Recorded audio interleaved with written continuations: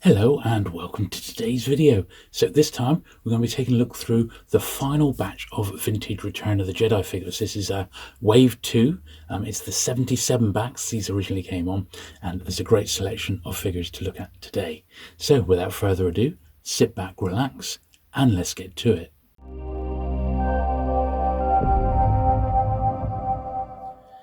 Okay then, so we start off with 88.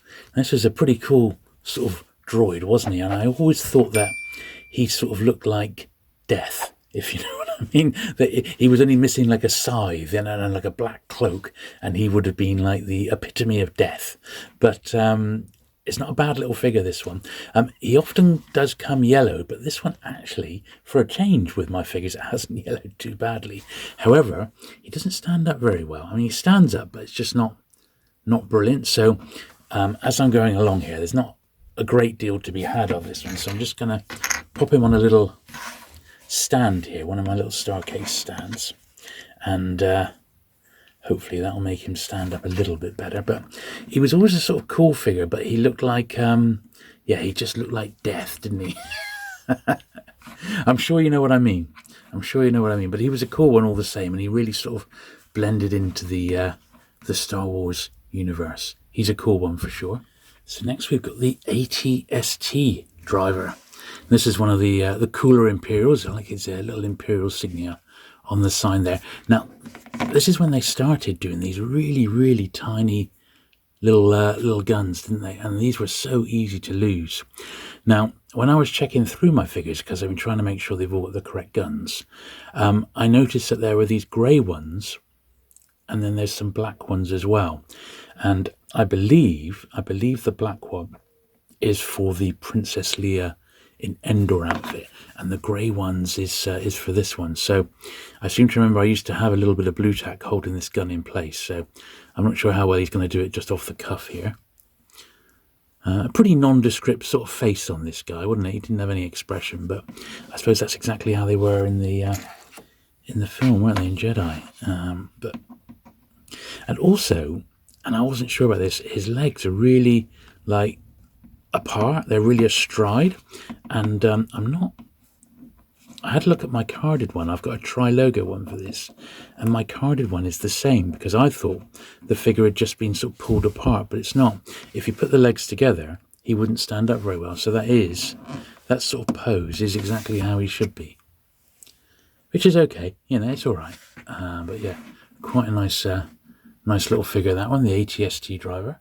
So next we've got the B-Wing pilot. Now, this was one that I actually already replaced before we filmed this video, because my B-Wing pilot, I had him back in the day, and we had a little supply of these. They were all in baggies, and I think we had about 50. And I'm not 100% sure if they had the weapons or not, but what had happened is mine had all sort of, the plastic had sort of really faded quite badly, so I got rid of it, and I picked it. Thankfully this is a nice cheap figure, so I've replaced it with a nice mint one. This one only cost about, I think it cost me £14 off eBay, without the weapon. Of course I had the little rifle again, and once again it's got that tiny little grey blaster here. So we'll pop him on a stand first of all. But yeah, I always thought the B-Wing pilot was a great figure. At the time, it was the one that was around an awful lot, like remaindered as a carded figure. I mean, it was one of the cheapest carded figures you could actually go out and buy. And I don't know why. I guess it just couldn't have sold back in the day. That can be the only sort of reason. As I said, on these particular guns, he's not holding it very well. I've often in the past just put a little blob of blue tack on just to keep the gun in place. And I may well have to do that with these permanently when I get them in sort of the display case. But that actually looks all right. Yeah, it's good stuff. It's a nice figure, that one. One of the best that we'll see today, I think. So next up we've got the Emperor figure. And I didn't mind this one. He was pretty cool, wasn't he? I don't know if I got my Emperor as a mail order or not. I seem to remember back in the day, I got an awful lot through that mail order. And it was like, buy the troops, get the Emperor free, or something like that, wasn't it? And I always used to laugh at the way that, because they didn't give him like a cloth cape, he had these massive plastic flares, a bit like Anakin and the Imperial dignitary. But, an integral part of the collection. I'm glad they did him. And, well, in Jedi, he was absolutely pivotal, wasn't he? He was one of the key characters. So they had to produce a figure of him. And that first time when he goes to the Death Star at the start of Jedi is truly fantastic. You really sense that the rest of the Imperials sort of fear him, don't you? It's good stuff.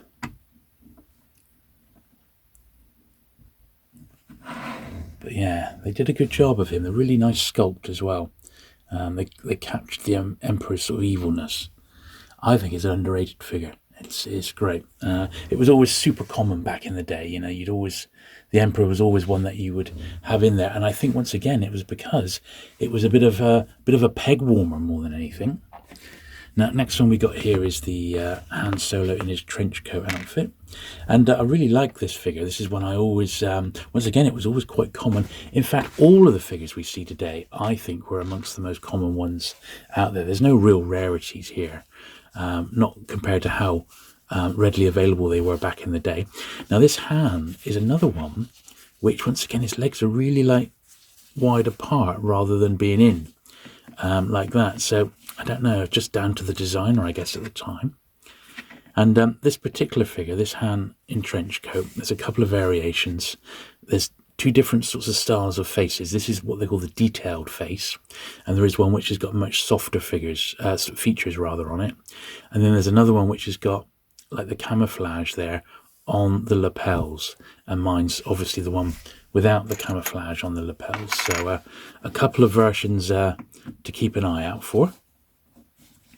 But a good little figure, fits perfectly with the sort of Endor sets and that, and he's a good one. He's a good one for sure. So now we've got Klatt in his skiff guard outfit. Quite a beefy old figure, wouldn't he? He's got this little staff here. Now I think mine, by the look of it, has caught some sun. May just be able to pick it up on the video, just around the chest area here. Thankfully, this is a really, really cheap figure, so I shall pop this one on my my upgrade list. On the upgrade front, they're actually going really, really well now, and I don't have much to pick up, to be honest. There'll be a few that I am going to want to replace down the line. There's my Han Bespin is not great. In fact, my Luke Bespin, one of them is not as nice as I would really like it. But nothing, they're not really ruining the collection. The biggest issue I've had is, looking ahead, was my Barada figure. So my Barada really was quite bad. So I've finally tracked down a new one. And that's on its way now as we film this. So that's good news. So I'll have my a brand new Barada to go in the case. And that'll finish off those last 17 figures really nicely. Okay, so that was the Klatt in Skiff Guard. Now we got another one, very similar really. It's Nick Toe. Quite a cool figure, another one, quite a beefy one. And it's the typical, they've used some of the cross-hatching again on the legs and the design. Yeah, it is what it is. I mean, it's exactly right. These figures were so common back in the day. You'd have no problem picking up any of the bad guys from Jabba's sail barge. And as you know, Klatt used to be the most common figure of all. I'm not sure if it still is. My suspicion is it probably still is the most common vintage figure that you can buy. But Klatt Skiff and Nick Toe are probably not far behind in terms of the most common and easiest figures that you can actually pick up. Unlike this one, so this is probably the most expensive figure we're going to see today, Princess Leia in her combat poncho, and that's because there's several elements to it. So there's 4 elements, which is a lot for a vintage Star Wars figure. You've got the poncho itself, you've got the black belt going around Leia's waist, you've got a helmet, which goes on and off, and you've got the little gun. Now, my gun here is the grey one again, and I actually need a black one. So as far as I know, this is now the only weapon I'm outstanding. And if you saw the last video, you saw I've got a whole bag of spare weapons. So I'm going to be trading those on, and I'm going to pick myself up a little black version of that because I don't seem to have one. Now, in the past, historically, I've actually kept the gun in the holster because that way at least I know it's safe because they're so easy to lose.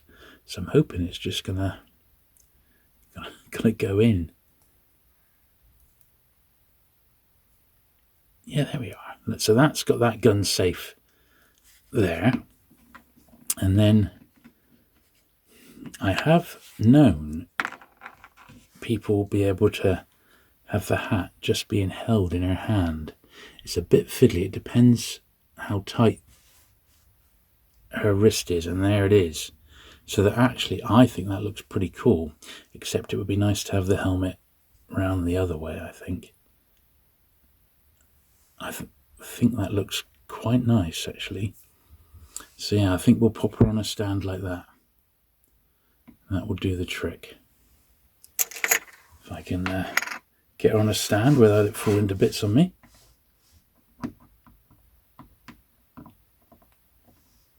Look at that, that's lovely. Very, very nice figure, that one. So next we've got Prune Face.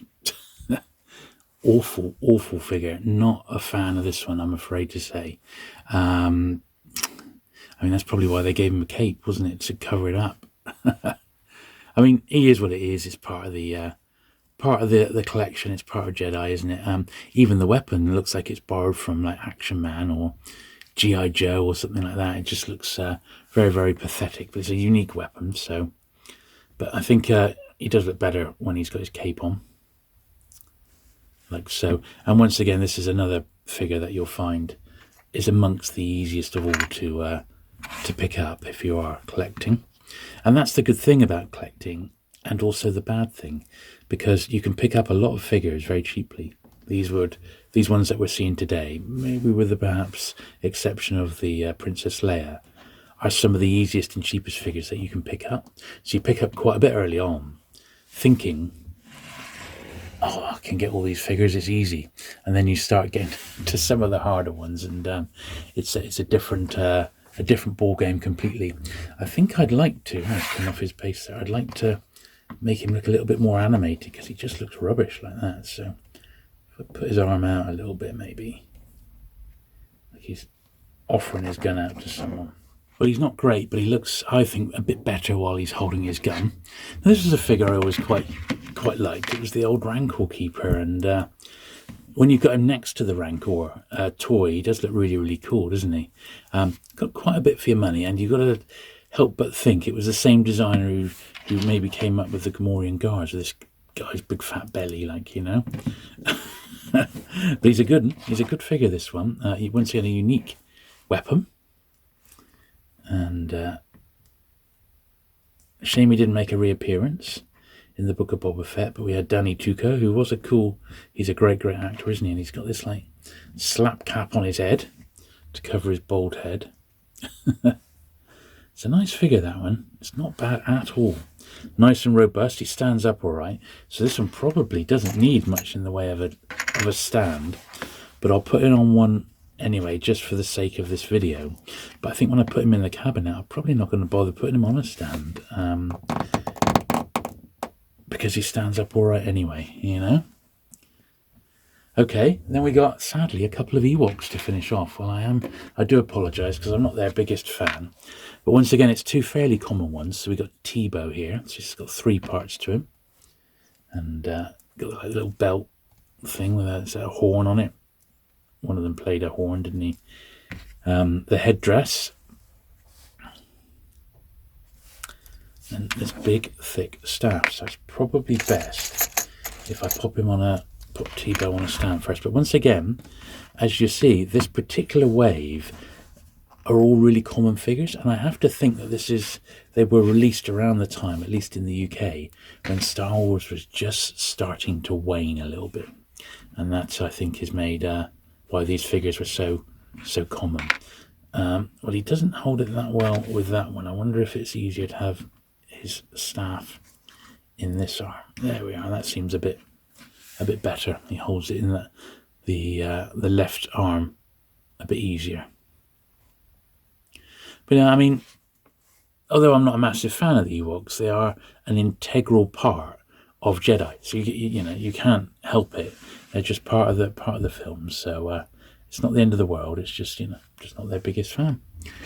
Now, the final one we're looking at today is little Wicket.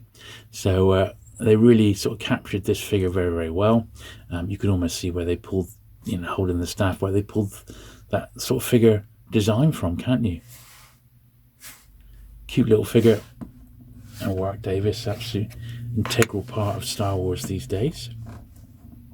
Just off to film, or just finished filming, the Willow TV series, which a friend of mine's got a part in. She's been in a few episodes of that. So I shall ask her about that when I next see her. So there they all are. I think they were a really nice range. These originally on 77 backs, but certainly the most common figures I think that were ever made for vintage Star Wars. They're so plentiful these days, and also not that expensive. I think these are ones that you can pick up all pretty reasonably priced these days, with the exception of the Princess Leia, which is with all those 4 different pieces to that figure. It does make it a little bit harder and more expensive to pick up a nice mint one. But yeah, fantastic. So next video then, I'm actually going to have a little focus on Size Snootles and the Rebo Band, but do them on their own, and I'll dig my boxed one out as well. Then after that, I'm going to do a double length special, probably about an hour long, looking at the last 17 figures, which I think is going to be really, really something, just to finish this little video off. So there we are. As I do at the end of all these videos, I'll just have a quick look at this latest selection in situ in the cabinet. I think they look starting to look really, really good as some of the figures have been upgraded now to better examples. I think they're starting to look really, really good.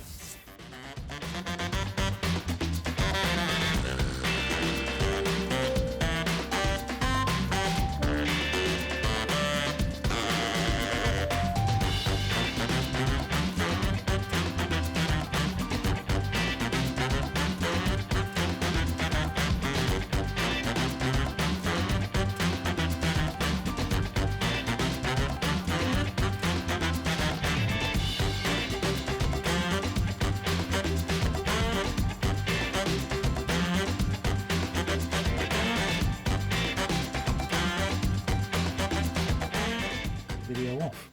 So there we are. So I hope you have enjoyed it today. If you have, do please give it that thumbs up, and do please subscribe if you've not already for regular vintage Star Wars content. And I'll look forward to seeing you again very soon.